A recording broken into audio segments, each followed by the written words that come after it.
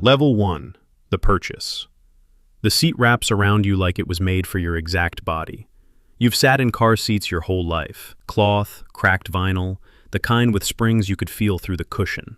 But this is different. The leather is cool at first, then warm within seconds, adjusting to you like it recognizes you. You place both hands on the steering wheel, and there's a solidity there, a weight that communicates something your previous cars never did. Quality, intention, permanence. The showroom smells faintly of new rubber and conditioned air. The lights overhead are deliberately warm, casting everything in a kind of amber glow that makes even the tile floor look expensive. The salesman has stepped back. He knows when to give people their moment. You look out through the windshield at nothing in particular. A wall, a promotional banner, a fire exit sign. And none of it matters, because inside this car, everything outside feels distant and secondary. You've been thinking about this car for 3 years, not obsessively, not in a way you'd admit out loud, but in that quiet, persistent way a thought lives in the back of your mind. You'd catch yourself watching videos about it. You'd slow down when one passed you on the highway. You'd noticed, without meaning to, the way people's posture changed when they stepped out of one. And now here you are. The paperwork took about 90 minutes. There was a finance manager with a laminated sheet showing you different term options. 48 months, 60 months, 72 months.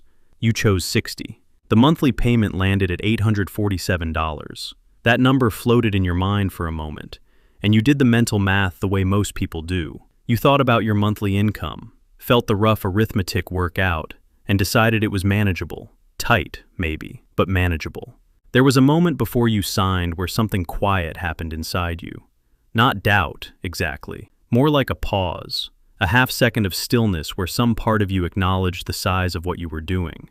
Then the salesman slid the pen toward you, and the moment passed, and you signed. Driving off the lot feels cinematic. The engine has a sound that's almost too refined. Not loud, but present. You feel it in your chest more than you hear it. You merge onto the highway and press the accelerator, and the car moves with a kind of effortlessness that makes your old car feel, in memory, like something from another decade. You think, I earned this. And you have, in the most literal sense. You worked for this. You showed up, you performed, you built a life that can accommodate this. For tonight, in this moment, on this road, that thought feels completely, unambiguously true. Level 2, the social effect. The first person who notices is your neighbor. You're pulling into the driveway on a Saturday morning, and he's watering his lawn, and he stops. Not rudely, he just stops. He raises his hand in a wave that carries a slightly different weight than usual. New car? He asks. You say yes. He walks over slowly, the way people do when they want a closer look, but don't want to seem eager. He circles it once. Nice, he says. That single syllable contains more than it normally would. At work, it takes 2 days before someone mentions it. A colleague glances out the window of the break room and says, "Is that yours?" You nod. Within an hour, 3 other people have found casual reasons to comment. Your manager says something about it during a team lunch, a small offhand remark, but you notice it. You notice it because it's the first time he's mentioned anything about you outside of a work context in the 2 years you've worked there. What happens next is subtle enough that you could almost miss it. People begin to make small adjustments in how they relate to you. It isn't dramatic. No one treats you differently in any way you could easily point to. But there's a shift, a slight increase in the assumption of competence, of success, of having figured something out. Conversations carry a little more deference. Invitations land a little more frequently. At a social gathering, someone introduces you to their friend and adds something about what you drive, unprompted, the way people used to add job titles or neighborhoods, and you feel it, the warmth of it, the way it smooths certain social interactions, the way it answers questions about who you are before anyone has to ask them. There is a real, human pleasure in that. It would be dishonest to pretend there isn't. But about 6 weeks in, something shifts again, and this one is quieter. The comments slow down. People have absorbed the information and moved on. The car sits in the same parking space every morning, and no one remarks on it anymore because it's now simply a fact about you, not a discovery. You still feel it when you get in. The leather, the weight of the wheel, the engine's quiet authority. But outside the car, the social currency has reached its natural ceiling. The admiration was real. It was also brief. And somewhere in the back of your mind, a small question forms, not fully articulated yet, just a shape, about what you were actually paying for. Level 3, the hidden cost. Here is what a month actually costs you now, and this part is worth sitting with. The car payment is $847. That's the number you agreed to, and it comes out automatically on the 12th of every month, clean and unflinching. But that number was never the full picture. Your insurance premium increased by $210 per month when you switched policies to cover the new vehicle. Comprehensive and collision, higher liability, the works. The car requires premium fuel, and you're filling the tank every 10 days or so. That runs about $180 a month, depending on where prices land. Maintenance on this class of vehicle, the oil changes, the tire rotations, the software updates that require a dealership visit, runs roughly $80 to $120 a month when you average it over the year. So the real number, the actual cost of ownership, sits somewhere around $1,300 per month, possibly $1,350. That's a number you never said out loud at the dealership. What $1,300 a month means in practice is quieter than you'd expect. It doesn't announce itself. It doesn't arrive as a crisis. It arrives as a gradual tightening, the way a sweater shrinks slowly in the wash until one day it just doesn't fit the same way anymore. You start noticing when restaurant prices feel high. You decline a weekend trip with friends, citing vague scheduling conflicts. You put off a dentist appointment for 2 months longer than you should. You move money between accounts in a way you didn't used to, just to make the timing work. None of this is catastrophic. You want to be clear with yourself about that. You're managing. But managing has its own weight. It takes a low, constant level of mental energy to monitor the margins of your own life, to do small calculations before decisions that used to feel automatic. You stop thinking about money in terms of what you want to do. You start thinking about it in terms of what you can still afford to do. The car, which once felt like freedom, has become a fixed cost, immovable, monthly, certain. And the strange thing about a fixed cost this size is that it doesn't get easier over time. You don't adapt to it the way you adapt to other things. It just sits there, at the center of your budget, determining the shape of everything around it. Level 4, the comparison. There's a friend of yours. You've known each other since your mid-20s. Around the same time you bought the car, he bought a used sedan. A reliable, unremarkable car from 3 years ago. $12,000. He paid cash. You didn't think much about it at the time. It suited him, you figured. He was always a little more careful with money than you were, more patient with things in general. You remember thinking, quietly, that he was probably just a bit less willing to go after what he wanted. You have dinner with him about 14 months after your purchase. You haven't seen each other in a few months, and over the course of the conversation, he mentions, without making a big deal of it, that he's been consistently putting $1,100 a month into an index fund since around the time you last really talked. He doesn't frame it as a comparison. He's just telling you about his life. He mentions it the way people mention a hobby they've gotten into. But you do the math without meaning to. 14 months at $1,100. That's about $15,400 in contributions. And if those contributions have been averaging a 9 to 10% annual return, which is roughly the long-term historical average for a broad index fund, his balance is somewhere around $16,500 already, growing. And the important part, the part that settles into your chest like something heavy, is that the number is accelerating. Each month he contributes, the base grows, and the interest compounds on a larger and larger sum. At this rate, in 10 years, without changing anything, he'll have contributed around $132,000, and the account could be worth somewhere between $210,000 and $230,000, depending on returns. He isn't richer than you. He doesn't live a flashier life. His apartment is modest. He cooked dinner for you tonight rather than suggesting a restaurant. But as you drive home afterward, and yes, you drive home in your beautiful car, and yes, it still feels good, you sit with something uncomfortable, something you don't immediately put a name to. He isn't building toward a thing. He's already building it. Quietly, incrementally, without anyone noticing, and you are paying, every month, to maintain a version of yourself that others see when you pull into a parking lot. Level 5. The realization. It's a Tuesday night around 11:30. You're at the kitchen table, laptop open, and you're doing what you've been putting off doing for several weeks, a real accounting of where things stand. Not a rough mental estimate, the actual numbers. You open your bank statements, your credit card statements, your loan details. You make a simple document with 2 columns. What you've paid in 18 months and what you have to show for it. The loan balance has gone from $52,000 to $41,200. You've paid approximately $15,200 in payments.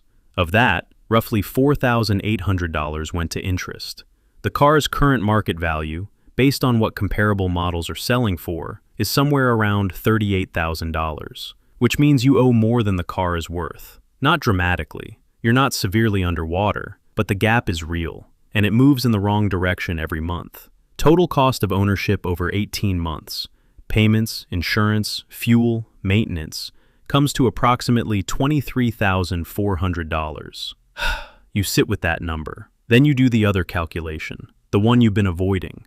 If you had taken that same $1,300 per month and invested it consistently over those 18 months, your portfolio would be sitting at roughly $25,000 to $26,000, depending on market returns. Not a fortune, but money that would be working, compounding, growing without you having to do anything further. Money that owned a small piece of the future rather than a memory of a feeling you had in a dealership. Outside, it's quiet. The neighborhood is settled. The only sound is the refrigerator cycling on, then off.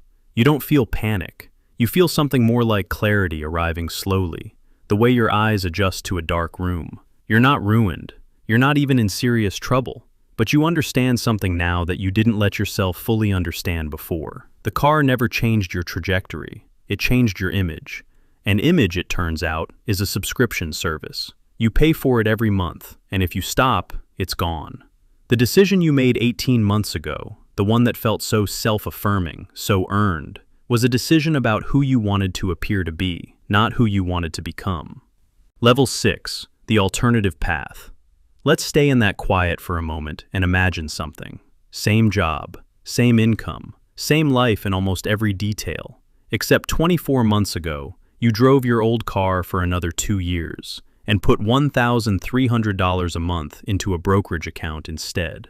Your apartment is the same. Your social life is largely the same. You eat at similar restaurants, wear similar clothes, take similar trips, maybe even slightly better trips because you have some breathing room. Your old car is reliable enough, and you stop thinking about it in about the same way you stop thinking about any appliance that just works. It's not exciting. It's not the point. What's different is harder to see, and that's almost exactly the point.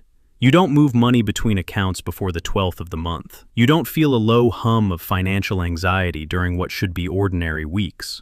When a close friend suggests a spontaneous trip, your first thought isn't a calculation. It's whether you actually want to go.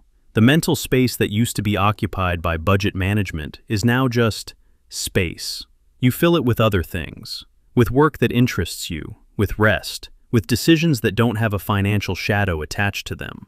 After 2 years, your investment account has around $32,000 in it. Not enough to change your life overnight, but enough that something has shifted in your relationship with money. It's no longer purely outgoing. It's accumulating. And accumulating money does something subtle to your psychology. It makes you less reactive, less anxious, more patient. You make decisions from a different position than before, not from scarcity, but from a kind of quiet sufficiency. You're not wealthy, you're not financially free, but you're moving in a direction, and the direction is yours. Nobody drove past your car and updated their opinion of you. Nobody at dinner mentioned your portfolio. The growth happened entirely in private, entirely for you, and entirely toward a future that has more options in it than the one you would have had otherwise. There's a kind of dignity in that, even if it doesn't photograph well. Level 7. The truth. Here's what this has actually been about. Not the car, not the money exactly. It's been about the distance between the life you perform and the life you actually live, and how easy it is, in a world built around signals and surfaces, to invest almost entirely in the performance. The dream car is real, The feeling in the seat is real. The way it moved when you accelerated onto that highway the first day, that was real. These things aren't illusions, but they exist in a particular layer of life, a layer that other people can observe. And the question worth asking is how much of your decision-making happens in that layer versus the one that no one sees. The one where your bank balance sits, where your sleep quality lives, where your options for the next 10 years are quietly being determined. There's a difference between being admired and being respected. Admiration happens at the surface. It's triggered by what people see. Respect tends to come from something more durable, reliability, depth, a pattern of decisions over time that reveals a kind of integrity. Cars can produce admiration. They cannot produce respect. And at some level, most of us know this. We just choose, in certain moments, not to know it. There's also a difference between spending and compounding. Spending is immediate. The satisfaction arrives the moment the transaction does, and then it begins to fade. This isn't a weakness, it's just the nature of consumption. It satisfies, and then it needs to be satisfied again. Compounding works the opposite way. The early months of investing are the hardest because nothing visible happens. The numbers are small. The progress is imperceptible. But compounding is patient in a way that spending never is. Given enough time, it accelerates. Given enough time, it becomes something that surprises you, not because anything dramatic occurred, but because enough undramatic things occurred consistently. The real cost of the car was never $847 a month. The real cost was time. 60 months of payments, yes, but more than that. 60 months of a financial life shaped around a fixed obligation. 60 months of slower growth. 60 months of reduced flexibility during a period of your life where flexibility is still abundant. Time is the asset that spending and compounding compete for, and time is the only one that cannot be recovered once it passes. You are not wrong for wanting the car. The desire itself is perfectly human. You want evidence that your work has meant something, that you've arrived somewhere, that you're capable of having the things you once only watched other people have. That desire isn't vanity. It's deeply, recognizably human. But the car was always solving the wrong equation. It was solving the question of how I feel like I've made it, when the more useful question, the one with longer-lasting answers, is what am I actually building? The person who saves and invests doesn't have a more virtuous character. They're not more disciplined in some innate, superior way. They've just, at some point, become more interested in the private life of their finances than the public one. More interested in what the numbers say in 10 years than in what the car says about them today.